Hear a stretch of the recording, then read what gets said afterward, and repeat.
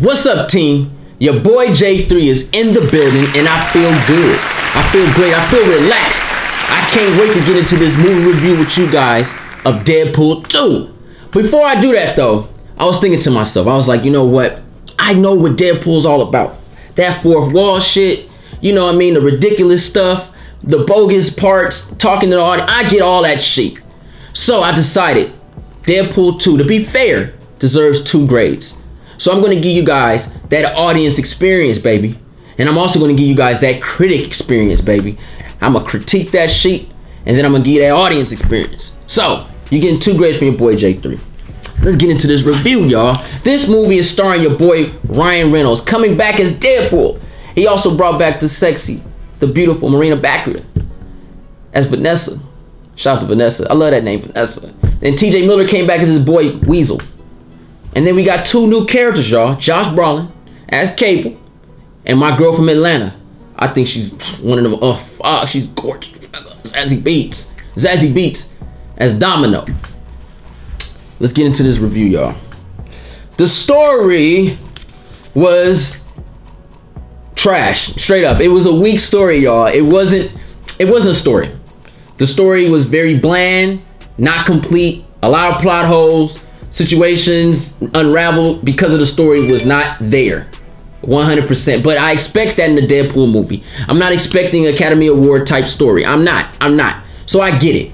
But the story was very weak. I felt the story could have been better with these characters, because you're building a universe with these characters and your story just is all over the place. That was a problem for me with the story. It kept the train off track a lot. It was all over the place. It was so much stuff going on. You're like, wait, whoa, why is this and this and that and that? And as a film goer, you're like, you get lost really easy. But I understood. It's a Deadpool movie, y'all. What do you expect? You know what I'm saying? So, story was trash, 100%. I felt this movie really revolved around its characters. Its characters is what the movie's based off of. It ain't based off a story. It's based off characters. This is a film that people come to see characters for. You want to see Cable. You want to see Domino. You want to see Deadpool. And newly added to the group, Vanessa is Brea Avenue plays Vanessa. You're like, okay, this is my girl. I want to see her. She look good. She's sexy. That nose, that whoop, it's on point, literally. But so it's a character-based movie. Ryan Reynolds came back as Deadpool. Some people gonna get mad at me for this one, but Ryan Reynolds needs to stop. Deadpool was a shell of Deadpool in part 1 to me. It was whack. It was like he was really trying this time, and it really hurt. The jokes he was telling, a lot of them fell flat. You know what I mean? To me, a lot of the jokes fell flat. They were schoolyard jokes. They weren't intelligent jokes. And you know, when you consider yourself a jokester, comedian type style in these type of movies, I'm expecting a certain level of intelligence in your jokes. You know what I'm saying? And a lot of the jokes were just kiddie. I mean, motherfuckers just laughing at, you know, fucking dick face or shithead and just dumb shit that kids say to be funny. And I like funny shit, and when you have a rated R film, I'm expecting a little bit. Yeah, you can have schoolyard jokes. There's nothing wrong with those. But when your movie is oversaturated with those type of jokes, you take away a lot from who you are as the character Deadpool. Deadpool ain't stupid now. He does dumb shit, but he ain't stupid. I'm expecting, you know, a mature type of jokes too, that everybody can laugh at. But when you're older and you're more mature, you're like, oh shit, hey, that hit home, bruh. I'm expecting a little bit more of that. I want some George Carlin jokes, baby. You know what I'm saying? I'm expecting some Bernie Mac hitters, man. You know what I'm saying? Give me Jerry Seinfeld, for goodness sake. Give me something to make me think a little bit and go a little bit deeper in the character. Give him some more depth. And Ryan Reynolds' portrayal as Deadpool this second time around was really weak. You know, the fights that he portrayed was whack. He wasn't really invested in that. It was just repetitive shit that he did in part 1 that they thought could kind of go over in part 2, and I think that failed in his part as Deadpool. Deadpool, even though I know what he is, moving forward in your sequels, you have to develop the character even more. You have to give him more to keep us coming back. But if you give me less and give me the same shit you gave me in part 1, it takes away from that character. And I had a problem with that. I really had a problem with that. But some jokes did hit. I laughed. I ain't gonna lie. That was funny. But, you know, for the most part, it was a lot of schoolyard shit. I really wanted some more mature jokes. I ain't gonna lie. Josh Brolin as Cable. I like Josh Brolin as an actor. Don't get me wrong. But I think his portrayal as Cable was weak. He was boring. I didn't care for his existence. His body frame. You saw it, and he was smaller than everybody. And it was funny, this part, because they acknowledged it. It was like, fuck, he's much bigger. It's not the Cable, he's much bigger in the comic books. And it really took away a lot from the character Cable for me. Being a comic book reader, understanding and knowing who Cable is, and seeing Josh Brolin as him, it really felt like cosplay. He felt like a cosplaying Cable. He didn't feel like Cable. He felt like a cosplayer. And the things he stood by all unraveled at the end of the movie. He's like, you did all this to do this, but then you end up doing that? Makes no sense. And that goes back to the story, how the story debuckled him. Like, it just unbuckled his shit and just said, fuck it, let your pants fall, because we don't know where we're gonna go with this shit. You know what I'm saying? So Josh Brolin was weak. There was a character in there named Russell. I don't want to spoil anything for you guys, so I'm going to really speak too much on where he stood in this story, but I'm going to tell you about that. The kid in general, I didn't like him. His name, the character, the actor name is, I believe, Julian Dennison. He was somewhat of a plus size mutant kid, and he had some scenes where I was trying to gravitate to him, to feel him, to understand what he's about, and he failed on all parts. I know some people might be like, he's a kid though. Listen to me. If you got a job to do it, to act, you do it. I don't give a freak how old you are. The Olsen twins did that shit for years as Michelle. 2 motherfuckers played one character. You know what I'm saying? So, I don't care. This kid portrayal of Russell, or what they wrote as Russell, was terrible. He was trying to be cool. He was saying bogus shit. He felt like, I believe the kid name was Lamilton Terrian, off of, you've seen him on Boondocks, but it was actual kid, when he was like, I'm here to do, I want to do hood rat. What did he say? This nigga said some dumb shit. He was just trying to be cool. He was just saying a bunch of words to be cool. Oh, it feels good to be gangster. What are you talking about, nigga? You're not a gangster. Sit your fat ass down, nigga. You weak. Stop it. Every time he spoke, it made me mad. It made me mad. I was like, fuck, won't this kid shut up, bro? Don't nobody act like that. Stop this. It was a scene where he was incarcerated and he was going head up. First and foremost, I don't give a freak about this. I ain't never seen a jail cell with women, kids, mutant, grown men, everybody just in the same motherfucking spot. Shit just didn't make no goddamn sense to me. I'm like, ain't you supposed to break the kids up from the adults and shit? He's in the prison with the grown-ups trying to fight with them. Stop it, bruh. Oh, it was cool, man. I was like, whoa. He was like, eat. Nigga, stop that shit, bruh. That shit weak. And it ain't his fault as an actor. It's what they wrote. That shit was whack. And how he brought it to the table was even weaker. Because he shouldn't even play a role like that. Personally, because what I'm seeing, he ain't had it. He didn't have the cool factor. You know what I mean? And it really hurt the story for me with him. He was just in the way. He was in the way. Fuck, he was in the way. God damn, he was in the way. That kid got to go. I gotta do a spoiler review real soon. Another character, I forgot his name. He was the Indian guy from part 1, the taxi driver. Why is he in this movie? Why? He is so annoying. It just got repetitive. I want to be part of the team. I want to be a contract killer. Shut the fuck up, bruh. Like, they wrote in people for no reason, y'all. I mean, they literally wrote in people for no reason. And I feel that if you had literally, this is real shit. If you had took Cable out, Russell, and that Indian dude, this movie would have been 10 times better. It would have been 10 times better.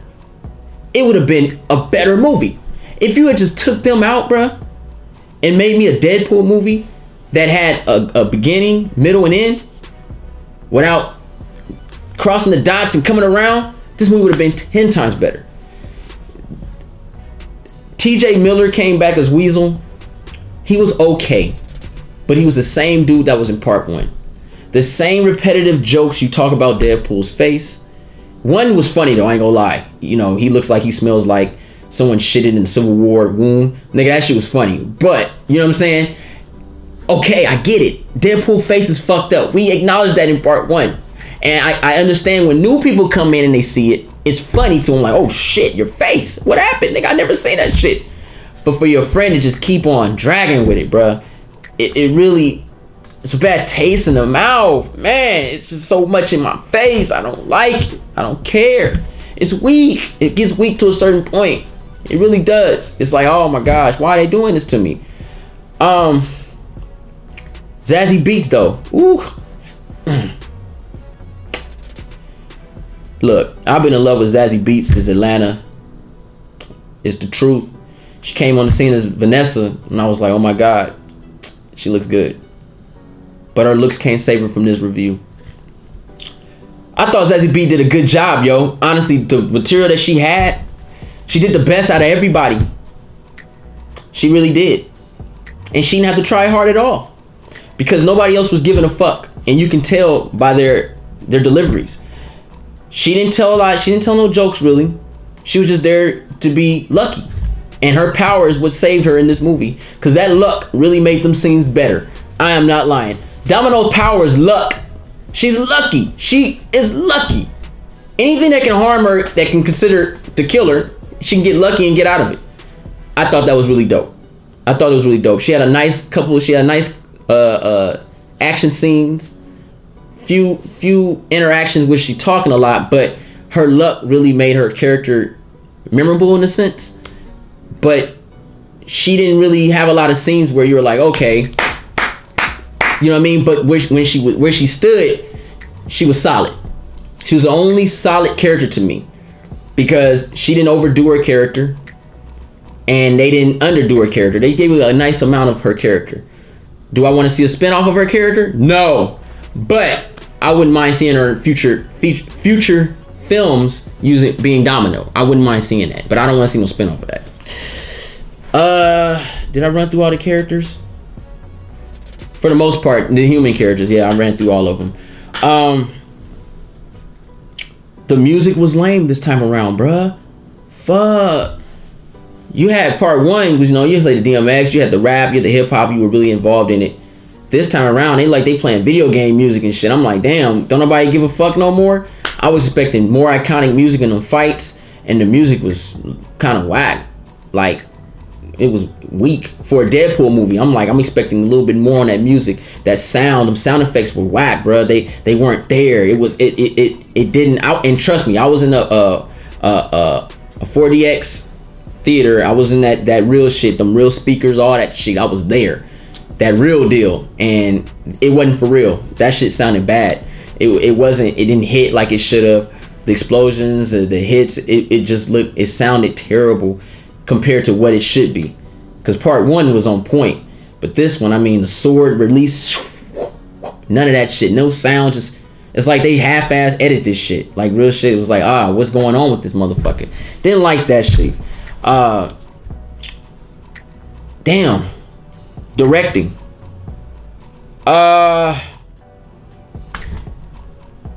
Directing is tricky on this. I'm gonna say the directing was good, but I'm not sure if the edits were cut properly or if it was just done like this because of a Deadpool movie.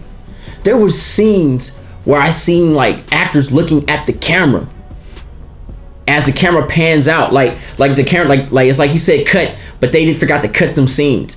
There were CG parts that were dreadful. Like, ugh, what is that? That shit look fake, bro. It was a scene, Domino was running, and you knew that was clearly not her, bro. That shit was trash. I ain't gonna talk about the villain, but there were scenes I was like, ugh, why it look like that? So I don't know if they were doing it to be a parody wise, to be a joke. So I'm gonna leave it alone, because I understand this is a Deadpool movie. So I'm gonna leave them CG parts alone. But believe the shit I saw was trash. If it was made to be like that, you did your job. But if it wasn't, you fucked up. Big time. Big time. Let's talk about this entertainment, baby. Was I entertained? For the most part, I was entertained. A couple times, like I said, you had your boy laughing. It had a good thrill to a certain part. You know what I mean? Some jokes, like I said, fell flat, but some hit. It had you laughing, but there was a lot of stale moments of the movie, so it kind of got you where you went like this a little bit because you're trying to see where they're going. That kid Russell really fucked up my entertainment because every time it seemed like it was going somewhere, he comes in, oh, it feels good to be gangsta. I'm the juggernaut, bitch. That kind of shit. Oh, shit, nigga. Too much of that shit really kills me. But for the most part, I was entertained to a certain degree. I wasn't mind-blown entertained like I was in part one. I was mildly entertained. And I felt that really hurt the movie because they had so much to go with, man. And it really hurts me because knowing that the original director left Deadpool 2 because of confliction with him and Ryan Reynolds in developing his movie kind of makes sense the way the movie came out. You know what I mean? It really fell flat on that note. I'm gonna talk more on my spoiler review about certain things because I don't want to say too much. I was mildly entertained. No cringe-worthy jokes, but no caving in laughter. It was like, okay, yeah, all right, that's cool. All right, it wasn't no, oh fuck, nigga. It wasn't no Just Us League laughter. You know what I mean? Where niggas get up and you got, oh my god, you gotta grab niggas and shit. Oh niggas, this shit too funny. You know what I mean? You gotta bring people in. It was none of that. It was no soul-releasing jokes. They were just, okay, yeah, I like that. That was funny. It was more like that. Nothing where I was like, oh my god, I'm dying out here, bro. I'm dying. You're killing me. It wasn't nothing like that.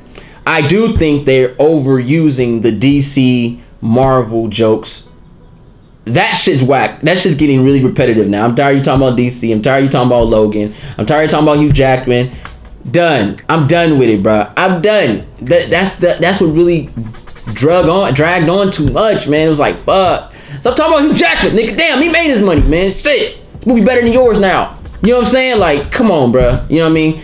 It's funny when it first dropped, but now it's like, dude, you have to go somewhere else with your jokes. You have to go tell me some George Carlin, where you tell a joke in the beginning of the movie, and then at the end you finally get the punchline type shit. Nigga, that's some mind-blowing shit. Oh, fuck, I remember that. Let you know if you pay attention. You know what I mean? I need some Bernie Mac. Yo, son of a bitch. Look at this fat motherfucker right here. I need some shit. You know what I mean? Give me some Dave Chappelle shit. Some scenario jokes, bruh. You know what I mean? And that would have really made the entertainment even better. The jokes, a lot of jokes did fall flat, man. I ain't lying.